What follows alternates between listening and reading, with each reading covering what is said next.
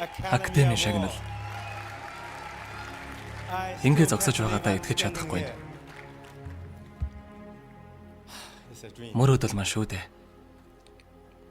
Олон жилийн өмнө жил болгон аавтайгаа заримдаа ээжтэйгээ Оскар үздэг байхад аав минь үргэлж нэг зүйл хэлдэг байсан. Хөө минь энэ дэлхий дээрх бүхий л кино урлагийн шагналыг чи авч байсан. Хизээ Оскар авах юм бэ? Тэгээд би аав руугаа хараад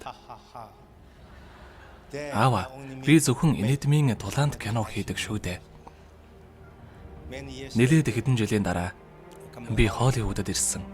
Нэр хүндтэй компаниудтай болон найруулагчдтай уулзсан. Миний найз болох Ставлны гэр. Энэ 23 жилийн өмнөх явдал л да.